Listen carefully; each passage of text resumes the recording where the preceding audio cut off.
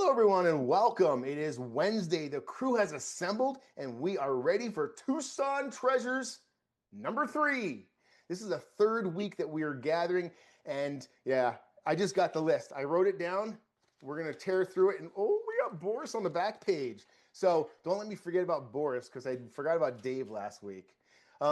We have a good amount of show and tell, just some meteorites that we purchased in Tucson. We're not going to blow our wad all at once. We're just going to show you a little at a time.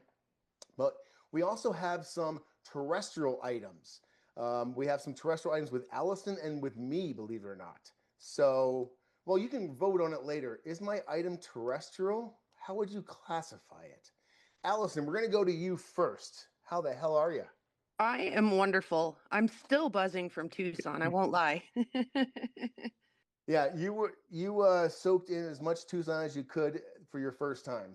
Yes, I did, as much as was absolutely possible. So my mission in Tucson this year, and I hope that's in focus. It My is. Yeah. clamp is in front of my screen, so I can't quite tell. But my mission in Tucson this year was to grab as many good-looking, unclassified NWAs as I could that I could cut and do inlay work into.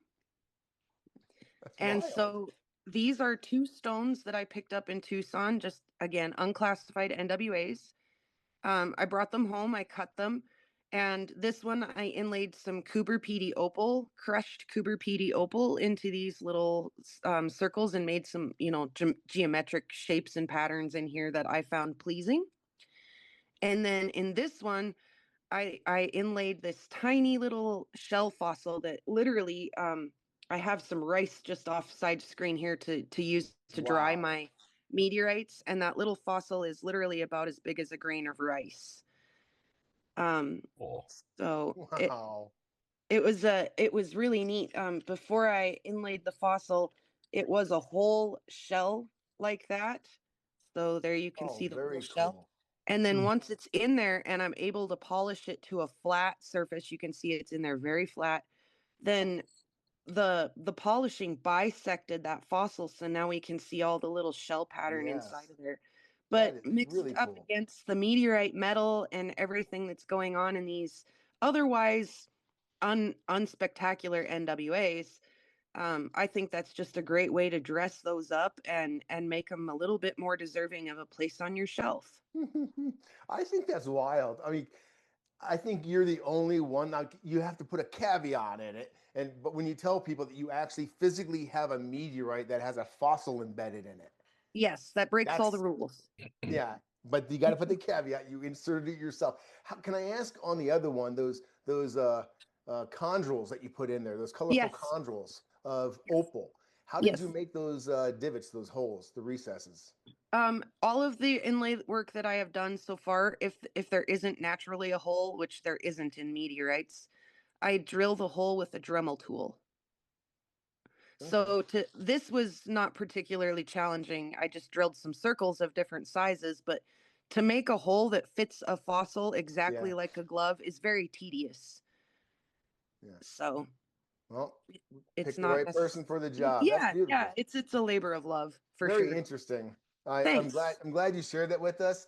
I don't think I will ever do that to my meteorites myself, but I'm glad you did. Yeah, thanks for letting me be creative. Yeah.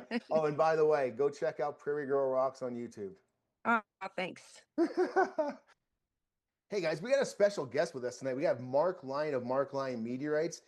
He is not going to show off pieces he bought in Tucson, but since he's a large, no, you got to stay out there now. But you're not large as in oversized. You're just a big deal. You're a big deal. He's a big deal dealer, and he's going to give us some information about what Tucson was like from his point of view.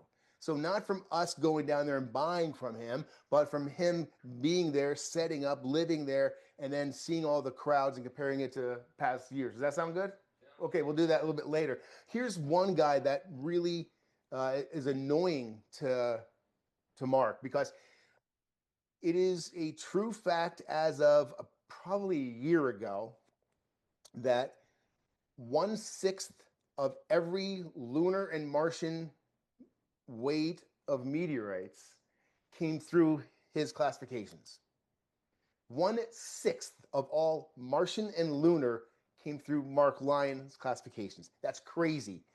And then Travis is going to show us a new lunar that blows that number out of the wall. So maybe you can, Travis, share us with what you have and tell us why the numbers changed so significantly. All right, so here we have Ash Shaka 002. Hopefully I am getting that name right. This is part of the largest lunar find. It's a troctolithic northosite. Wow, I messed that up. Troctolithic northosite. It's about 15.6 grams. And this is one that I bought at the Tucson show, or from the Tucson show, from Mark Lyons. Nice. So this is one of my favorite things to collect is the lunars and the Mars. I like the planetary stuff, so those items like that. And so this one was a highlight for me for what I got. It's got some nice color to it. And it's now my largest. It's crazy how rare this troctolithic anorthosite is. And 300, how much was found of it? Do you remember the weight? I think 329 kilos were found of it. I think that's about right. Sounds about right there. But yeah, this is something that I was looking for and was able to pick this up. Thanks to Mark and thanks to Ashley for all of her hard work too, as she was helping out Mark during the Tucson show. That's right. I could also jump in there and say thank you, Ashley. As always, you're a good sport in Tucson. You work your butt off, and we all love to see you. So, Anthony, Camel Donga. That's not your nickname or anything, but that's what you chose to show us today. Yeah, partly just so I could say Camel Donga. I mean, it's a fun set of words to say. I don't know. But yeah, it is one of my prized acquisitions that I picked up in Tucson. And for a few reasons, it's a fall, right? And it's also a chondrite with crust. And, the chondrite crust are really cool. So I got a little video for you so you can kind of Nice. see. And I tried to like move another light source to really like show you how it shines, off of the Yeah. crust. Ooh. Oh my gosh. Oh, and another great thing about this specimen is that I'm sure you caught that museum or that number on there. That's a museum number. And this is from the Western Australia Museum of Perth. So that's really cool. An added bonus. Yes. Yeah, I was going to ask you. I saw those hand numbers. Like, you're not doing that yourself, are you? No, I would never. Wow, that is so glistening, dude. Yeah, and you could see a lot going on there, like in terms of like the glassiness, but there's also some cool contraction cracks going on. It got like a little bit of what looks like the desert, patina on there, even though this is kind of fresh. It was in the dirt, you could see that. Wow, look at that. It looks wet. Yeah, yeah, totally.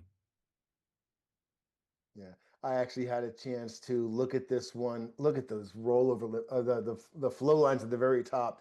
I had a chance to while we were in Tucson together to look at this one under the eye loop, and it is magnificent. And you can actually see the rollover on this thing. It's fantastic. Over the very top there, yeah. I apologize for interrupting, but could you remind us what type this is? I should know, but Yeah, so this is a Eucrite. no It's wonder it's got such a glassy crust. Yeah. Okay, thank yeah, you. Yep. yeah. Yeah. And then let me show you some photos now.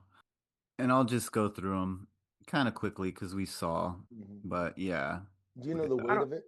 there. The weight? Yeah. I It's a good size one, man. forget. Yeah, Yeah.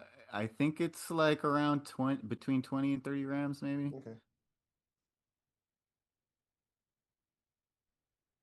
Now, one thing that stinks about Tucson, We always talk on the show about provenance and how important paperwork and COAs and provenance is. That's one thing that's a struggle in Tucson, isn't it? To get the provenance. Like this is a museum piece. Did you get a COA or a museum label or anything? Like, You know, unfortunately, this one didn't come with the label, the museum label, but I did get a COA for this specimen that says, you know, that's how I know it's from the Western Australia Museum of Perth. gotcha. And you probably had to know if I don't know who you bought it from, so I'm not riding anyone's butt. You probably had to ask for that though, didn't you? So the reason why they gave me that is because I asked for the museum label. Oh, Yeah, so they're like, we gotcha. don't have it for this one. They had a bigger one that was out of my budget. So, and that one came with the label. I assume they got like several of them when they Yeah, traded the museum or probably. whatever. Yeah. That's what But yeah, you should know, make it. Well, you did well for Tucson, so good on you, man. I appreciate it. Thanks. thank you. But yeah, that's what I got for you. Camel Awesome. Donga, mate. I am going to someone that we really don't want to see, but he's on the board. So we got to go to Pat, Uncle Patty. What do you got for us, buddy? Hi, all. So one of the mystery rocks I brought back from Tucson is this gigantic slice here with some frozen metal lightning in it there. This is a unclassified meteorite, but we believe that it's going to be a G chondrite. Um, and I did not go to Tucson expecting to find or look for a G chondrite. And as I'm learning more and more about meteoritics to prove that yes, after 38 years you can still learn new stuff, this is actually a carbonaceous chondrite, and they're very strange. They're related to the CV ordinary or carbonaceous chondrites, but they have very, very different oxygen isotopes. Wow. So you And wouldn't call this an OC then, an ordinary chondrite. no, this is not an ordinary chondrite. It is a carbonaceous chondrite. That's crazy. Yeah. Well, at least you stuck true to you said when you were in Tucson, you were going to go after carbonaceous this time. So, Yes, and it turns out that aside from one pesky lunar slice I had to buy, pretty much everything I bought was carbonaceous. So, wow, good for you. Yeah, and that's a I'm, very interesting. Look at those veins of yeah, metal. yeah, the metal is really crazy in this one, and the texture of the metal is also very odd. Lots of shot cracks there filled in with metal. Yeah. Um, it's really quite beautiful. Wow. Yeah, very interesting, man. And then, Unlike you to have so much metal in your chondrite. yes, yes, and the um, these G chondrites are oftentimes compared to the CH and CB ordinary chondrites in that they have comparable sort of metal Mhm. content. So yeah, very different. And this slice is 217 grams. Wow, substantial. Yeah, Yeah. it's like 8 inches by 6 inches. Got some nice real estate on it. Yeah, it Well, barely fits in a Riker box. well, you had 10 seconds more of show and tell, but you're being docked 10 seconds because you educated us. We said no Okay, lessons today. okay, guilty as charged. Thank you, Now we, Topper. I love you, Pat. Thanks very much, man. Yeah, we're trying to keep the show and tell rolling. That's why we're not spending a whole lot of time stopping and deep diving in conversations. Hopefully, you appreciate the show and tell. I'm going to do some show and tell right now, and the first item I have is not a meteorite. It was a gift for my wife from Uncle Pat. So let's take a look at it. So yeah, I'm going to have to ask you guys, what is Trinitite? Ah, Aha. So yeah, it's not a meteorite. Is it a no. mineral? No, it's man-made. Well, it ends in ite, So it's like many minerals do. an impactite. A- an- Look at that. That's crazy looking, isn't it? Radioactivite? Manhattan Project. One of I those look like a skull. Like Yeah, they no kind of joke. they kind of do, Anthony. I totally agree. the green ones taste better. Oh God. Do not eat Trinitite. No. Put the Geiger counter next to it. What's really nice about Trinitite is when you see it. Watch this. I'm trying to get one with a bigger surface on it. Here we go.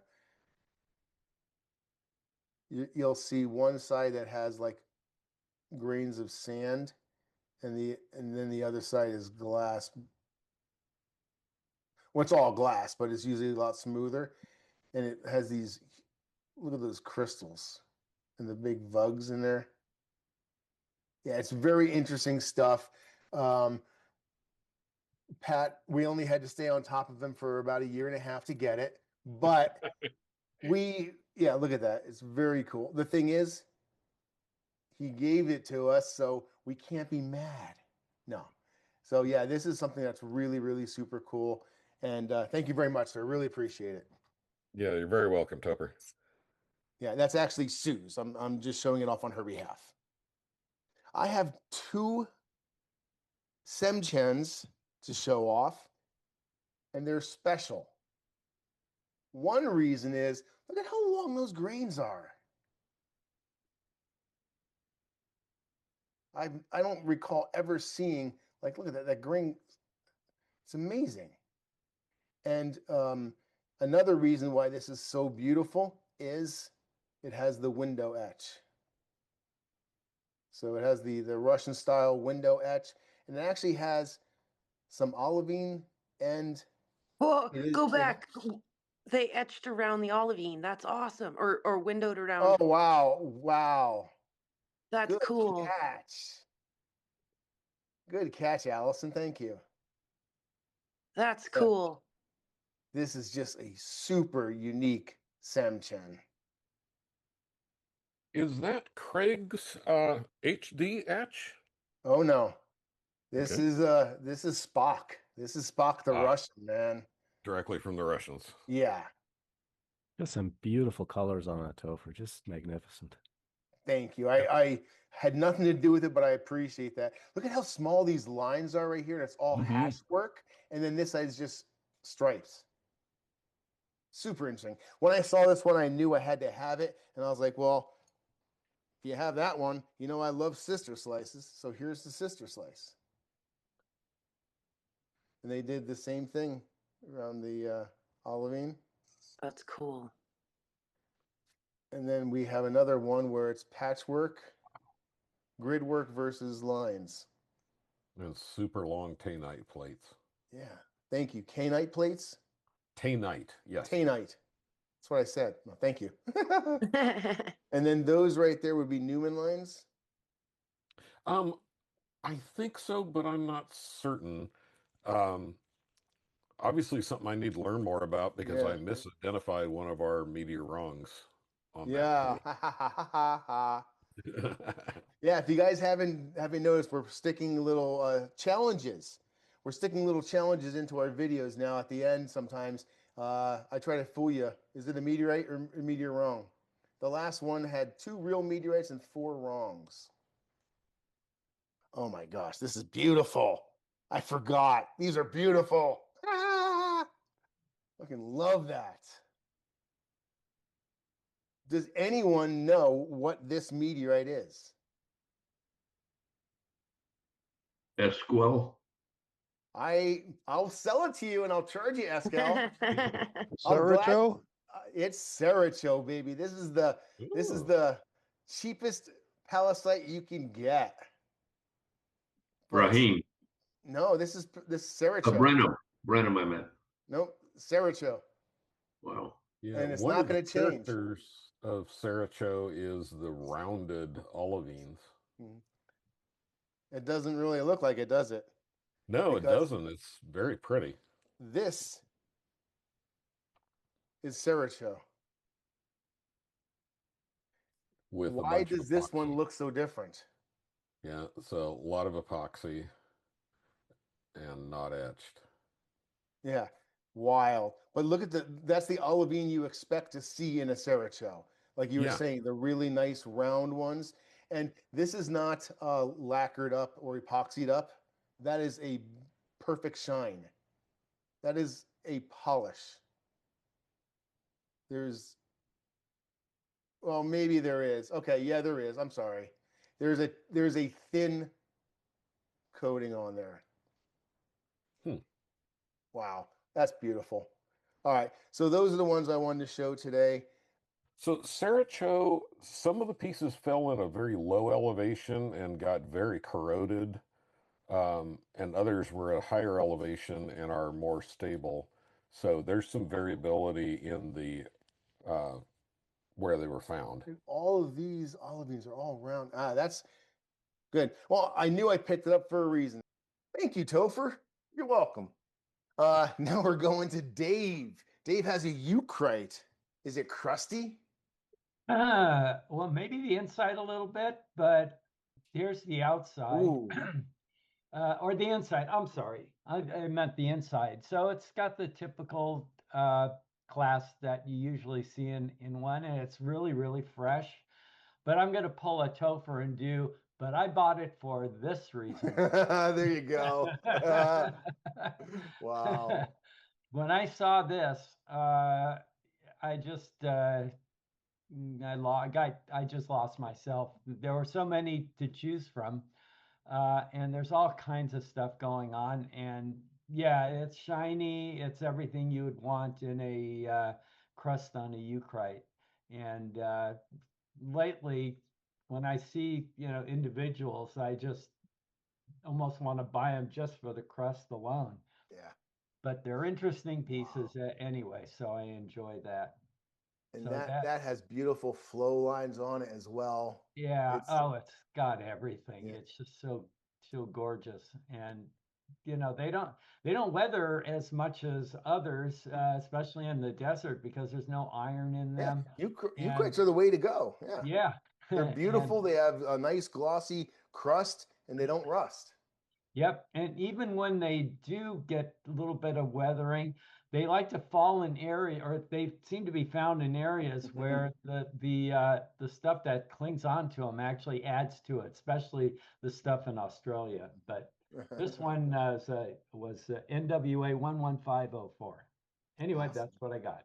Thank you, buddy. I appreciate it. And I had a blast with you in Tucson. So thanks for stopping by the mansion so much, man. I had a great time there. Thank you for all your help there in cutting too. Yeah.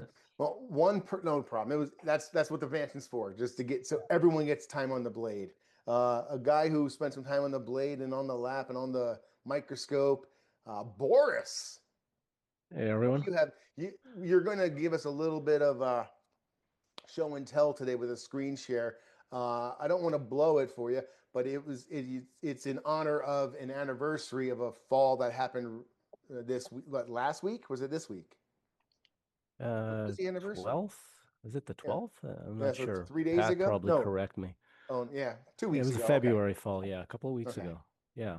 Let me share my screen here. So yeah, I picked up really lucky. I did the classic Tucson thing. Is I spent hours and hours going through like all of the boxes of cicotilines, and I managed to pick out 4 nicely oriented ones. So I just want to share those with you guys. These are a struggle to photograph, so I've been trying to push my way through them. But really nice little shield shape right here, if you see that. Yeah. Really nice edge, a little bit of a lip, and it's an iron. It's not a frothy back, but you can really see some really great preserved texture on that one. So it's pretty decent size, just about 25 grams. So it's got some weight to it. That was a nice little find.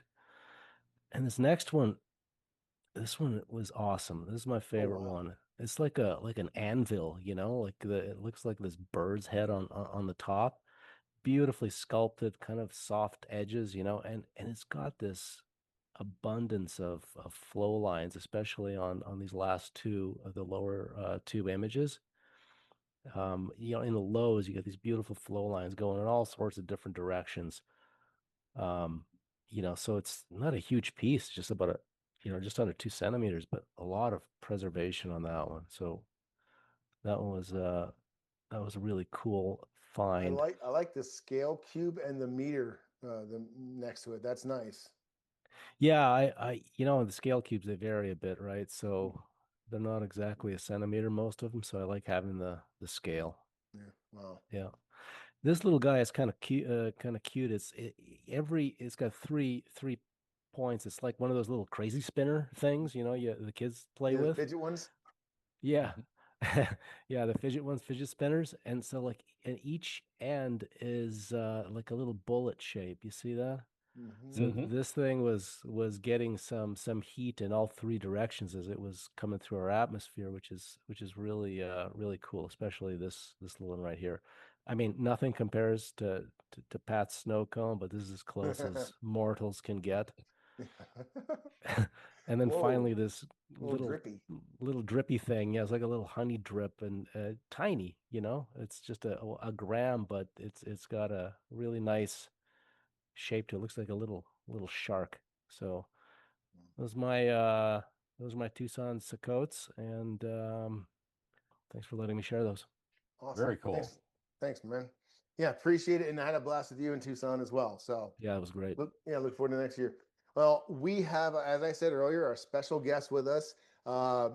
He's not that special. He's just a guest. Let's just face it. It's Mark. As I said, we got Mark in the house. Mark, thanks for joining us. You had some other stuff to come over for today, and I'm really glad to see you as always. You live in Tucson basically for a month or whatever. What was Tucson like this year from your point of view as a dealer with multiple rooms? Okay, well, so first of all, like on one level, Tucson's always a blast. It's the biggest show in the world, kind of by a fair margin. It's definitely the longest show. You know, technically it's only 2 weeks, but you know, people usually start to show up a week and a half beforehand. So, you know, it's always kind of high energy, you know, everything happening. In terms of the meteorite sort of business end is what you're looking into. You know, I personally, you know, feel like it was neither amazingly good nor amazingly bad, but you know, having had the opportunity to talk to other dealers and kind of know, you know, where things tended to fall. You know, I was at the Pueblo show at the Ramada, and the interesting thing is Craig Lyman, who's kind of a, you know, I was a little actually hesitant to, you know, have him sort of at the same show because he's sort of both a like partner slash competitor. It's sort of a little bit of a weird relationship. But I think it actually worked out pretty well because like literally, I think a lot of people were more or less just hanging out at the Ramada location going between me and Craig. If I can interject for a second, like that's what makes it cool is when it's not just one dealer at one place on one side of town. When you can land at the Ramada and just spend all day there because there's like 5 different people, including Craig. Yeah. Well, I mean, we had the 3 rooms, and we also had sort of like a nice like outside location in a tent, and like literally, I felt like I had meteorite people just hanging there and being like, "Well, we're gonna pop in to see Craig for a while, then come back." I'm one of them. You know, so like I really feel like this year people were just like spending their whole day, you know, at the Ramada, which is actually pretty cool because you know if you spend a lot of time in one room, you get to see who else happens to come in, and it becomes a really interesting social thing. So for me, you know, neither incredibly good nor incredibly bad year. I heard you mention Ashley earlier, and she's kind of my saving grace because, you know, she sold 6 figures online, which, you know, definitely helps. In terms of how other people did, and the show in general, I talked to Craig a bit. He said that, you know, most of the people were kind of high end. You know, there was a lot of high end, and I would agree with him. The high end did pretty well. I feel like the Chinese market is starting to come back a little bit more in terms of irons and actually spreading out a little bit away from irons. You know, it had been dry for the past few years. You know, the like kind of Chinese buyers had not been coming in as much. Days Inn is another meteorite hotspot as well. You can spend an entire day there. Yeah, and never run into Mark. Yeah, no. I actually go to Days Inn. I go to Days Inn for 2 reasons. I don't know if you want me to like name drop people, but you know, I go to Days Inn because I like seeing Blaine Reed. I like seeing Sergey and Dima, and then of course Hans. You know, is there. You know, it's it's a location that you have to go Yeah. to occasionally, like if you're going to be at the Tucson show, because it's probably right now the densest collection of meteorite dealers anywhere. This is the first year I actually went to Granada galleries. Now, I've been informally invited to go to their shindig, where it's kind of like if you walk in with these people, they won't throw you out type thing. But this is the first time I've gone down there during just the day, and ran into Robert Ward with his collection there, and some really, really nice. I mean, it's a gallery. They're pieces of art at this point. Yeah, and Granada Gallery, they're not meteorite centers. They just really try to get the best examples of anything they possibly can. And when people do well at the Granada Gallery, it basically means that the higher end buyers are out there, buying. And the Granada Gallery, is specifically in meteorites. The Granada Gallery did really well this year, which is always a plus. That's awesome. Well, thanks, Mark. I appreciate it, man. We're gonna sign off together. I will say that I had a blast. I actually thought, and I've said it to a lot of people, that the vibe, the buzz, everything in Tucson this year for me was a positive experience. There was just a good energy, a good positive vibe, if you will, to the Meteorite Mansion. We had functioning saws, functioning laps, microscopes. Yeah, we had people bringing pizza, bringing snacks. It was a great time. So maybe I don't want to let the food sway my Tucson decision, but it was a great experience. And I enjoyed spending actually some vacation time. You might have noticed I didn't do any lives this time. I was burnt out. I needed to take some vacation, and that's what I did. And it worked. So I'm back. Now's the point where everyone waves to the camera. All right, guys. Thanks a lot. We'll see you next week.